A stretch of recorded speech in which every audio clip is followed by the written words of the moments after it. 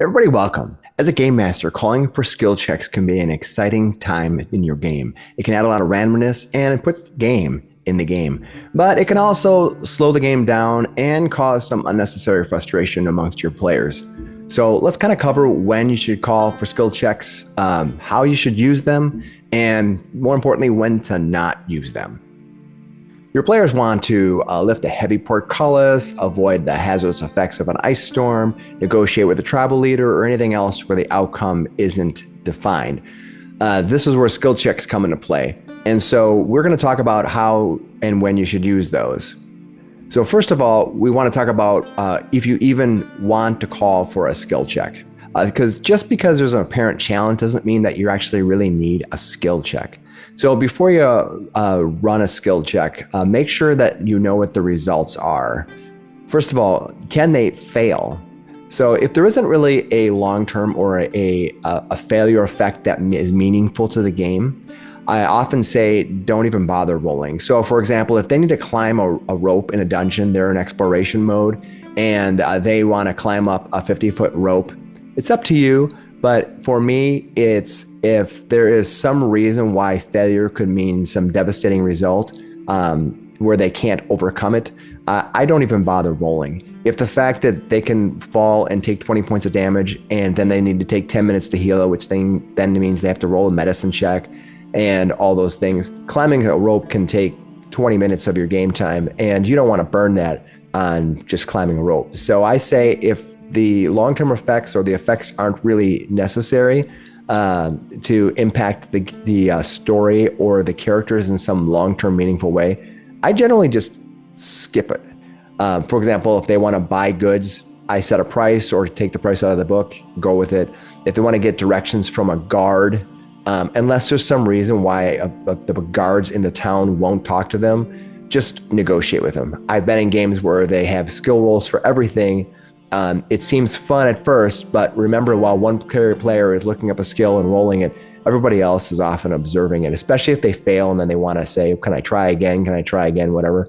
Or just try to move through the story as much as possible. That's kind of what the role playing is all about. Let your characters just engage with people and have a conversation. Or if it's just things like shopping, just let them buy their materials they need and move on. So the second part is, can they succeed? If a player can't succeed, especially using a specific skill they're trying to use, I just let them know. You can do it like narratively. That lockpick mechanism has been assembled by the finest craftsmen. They'll have to find a different way into the inner sanctum other than using your lockpicks. You can say something like that. You can also give them a hint. Just having them shout out guesses or trying different things sometimes can be fun, but I often find in the scope of a whole game, it just sort of gets to be tedious. So you can just let them know, like, but looking carefully at the lock, you notice minute arcane runes surrounding the handle. So maybe they need to use Arcana on it, or they can maybe use Dispel Magic or whatever. So if they, let them know that. If the challenge requires several successes to pass, which will happen in like infiltration or any of the mechanics that way, make sure they know when they've succeeded and let them know, if you can, in some ways, how close they are to succeeding.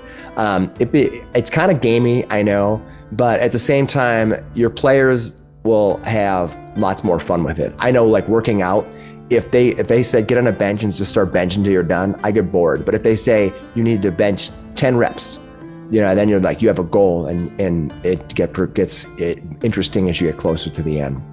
So for example, if they need like 2 successes when they're using deception to try to talk their way into the king's kitchen while wearing stolen disguises after their first success, you might say, great roll. The cook gives you a quick nod, pursing his lips, considering your words. He then looks away and down, thinking to himself, does anyone want to say anything else to him? He might need more convincing. So like you give a way in which you say, okay, you've made a success. You've gone a little bit farther, but you're not quite there yet. So make sure that if they can succeed, that they kind of know where they're at. It makes the game more fun, honestly, and it makes it go faster. We also want to talk about, when you're talking about a game, what happens when they critically succeed.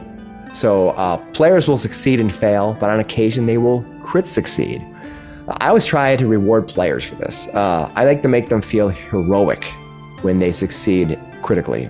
For example, if they crit succeeded when coercing a guard, make sure you play along with it. Let the guard be frightened of them.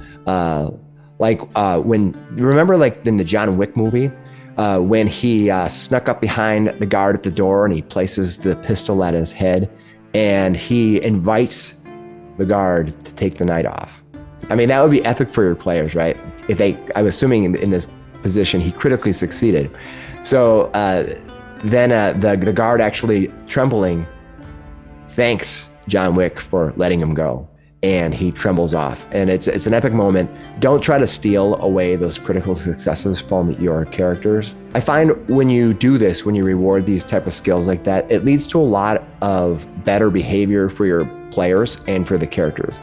If you have someone who loves murder hoboing all the time, if you allow them to succeed when they succeed and crit succeed when they crit succeed, they'll get rewarded for doing those actions and won't necessarily always need to go crazy and slash everything in sight. This is also very true, especially when you have secret roles. Just because you secretly succeeded or secretly critically succeeded, you don't have to keep that to yourself.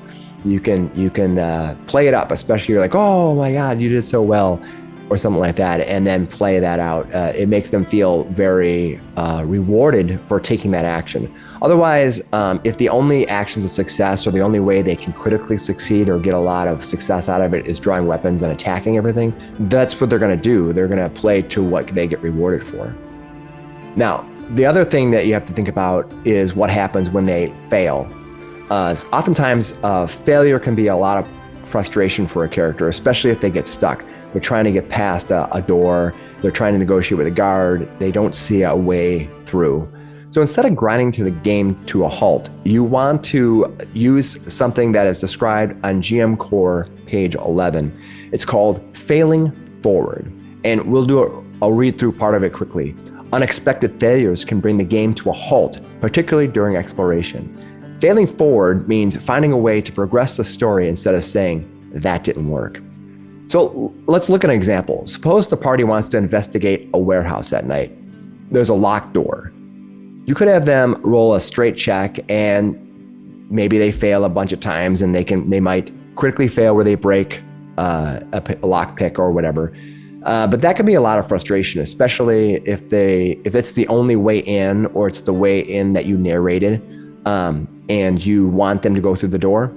So instead you can make one roll that gets them through the door, but with options based on how well they do. This is failing forward. Once they say they're gonna unlock the door, they're gonna unlock it. But based on their skill roll, they're gonna have an effect on what happens beyond the door. So for example, if they critically succeed, maybe they get a +2, everybody, for their stealth for the next minute. You can say, okay, you awesome, you did it so well, you did that. If they succeeded, they can unlock the door. But if they fail, they still unlock the door, but the guards on the other side of the door have heard something. They're not sure what it is. So the guards will get a +2 to all perception rolls for the next minute. And if they critically fail, you can say you struggled while you're opening the door and maybe inadvertently made some loud noises or jimmied the lock or shake it or whatever. And in that case, maybe the guards are actually aware that someone's trying to get to the door and they all hide, the guards hide. And so that means when they open the door, they're not even going to see the guards and they'll have to make seat checks or whatever. So this is failing forward where the result of the roll will sort of predict the next steps of success and failure and the options around them. Instead of just saying you try to unlock the door and it didn't work. You're like, oh, I have to re-roll, blah, blah, blah. Failing forward can also completely change the path of the game. For example, in our current game, The Dragon's Demand, which we post here to this channel about weekly right now, the characters fail a negotiation with the town leader. I'm not going to give away any spoilers. This is very general. But this doesn't stop the game. With the party being on the outs with the town leader, they get approached by an NPC who offers them a different quest. But this quest it's mostly illegal. Do they take that job, or do they try to use the information to go back to the leader and sell out that NPC, or do they ignore it? You see, even though they failed their check, that actually leads to more options for the players, not less. They fail forward to a different direction. And you can use this in many ways to outline the paths through your game. So you can outline how they're going to move through the structure of your narration. And that gives the players options. And based on whether they succeed or they fail certain checks, it can actually make a difference in the game. But this is always failing forward. So one option you can have right now is to like the video. So if you want to get more Pathfinder 5e system information that we do here, or you want to participate in watching our games, please like and subscribe. Thanks. So one of my favorite scenes in Mulan, the cartoon, is when Mulan needs to climb a pole. She fails with athletics. She tries to do it like all the other guys do in the scene, but then she has to switch to wrapping the plates around the pole for leverage. In many ways, she has more options to climb that pole than just athletics. So what's that option she used? Well, you could say that's crafting, or maybe a lore skill, or whatever you as the game master seems appropriate. But the point is that you don't just have one skill necessarily to defeat a conflict. I try to give these players choices all the time. Skill choices are everywhere in Pathfinder. Almost every trap has at least 2 different skills that can overcome them. In Pathfinder APs, almost every social encounter has several different ways in which you can get around it. It's not just diplomacy. In all the skill subsystems, influence, chase, etc., each obstacle gives several skill choices to defeat the encounter. They do this so that everybody has a chance to participate. You're not locking it into one particular character, or if for some reason nobody has a diplomacy skill, they just can't pass. I recommend giving skill choices anytime that you call for a skill. Sometimes you can just let the players negotiate what that option might be. It's kind of interesting. For example, a character can use thievery to unlock a chest, but maybe they can use athletics to break it open. They could use perception to search through a house, but interesting enough, maybe they use society. Maybe they know the society so well that they would know how this particular society would hide their items. I would try to listen to this option from your players, and especially if it doesn't really make a huge difference in the long-term campaign, I often try to go with it. So that way everyone gets a chance to participate. People feel like they're being rewarded for their skills they have, and that takes a moment for them to be creative. Next is we talk about setting the DC for the situation. What I find when I play these games is that all the DCs continually slide with your characters. So if you are level 5 and you have to lockpick an item, you have a DC for a level 5 lockpick. If you're level 8, you have a DC level 8 lockpick, plus or minus levels or whatever. That doesn't always have to be the case. There's nothing wrong with having very low or very high DCs depending on the situation. So especially if, say, they're trying to go into a baker's home in town, a random baker, and they're level 10, there's no reason that lockpick would be 38 to lockpick or whatever. Maybe it's just a 20 or an 18, and the player characters can go right in. They're level 10 characters, they're experienced. Let them be rewarded by that experience. At the same time, it doesn't mean that they can just get through everything. Sometimes they have to really be successful and get lucky to get past something. That's a cool narrative effect on the story, especially if you want to give them the option that they could go this easier way, but probably won't be able to. But instead of just railroading them into saying you must go to the back entrance, say there's a really hardy lock on the door, and they can try to defeat the DC. And if they roll a crit or they get really high, give it to them. They'll love it, and you'll have fun with the game. Finally, let's put this all together into something a little more interesting. Let's say that your players maybe want to jump on their shield, and they want to ride it like a surfboard across 30 feet of water to the other side. Or they want to leap off a building, holding onto a rope, and they want to slide to the window, Mission Impossible style. I consider these the rule of cool mechanisms in the game, and I often don't say no to them. I often don't say they can't succeed if it's narratively kind of fun, but I have to deal with how do I set up the skills that would determine if they're successful. So let's follow what we already know already. So first of all, in this, let's talk about like the rule of cool of leaping off that building when a rope and sliding into a window. So first of all, can they fail? Absolutely. And honestly, as a game master, you want your players to succeed, but also you kind of want them to fail sometimes. It's kind of more fun for you. And hopefully they can fail in spectacular style. Can they succeed? When doing a rule of cool maneuver, I like to spell out all the options for the player before they choose to do it. Not just like, go do it, make a roll, and I'm gonna make up something afterwards.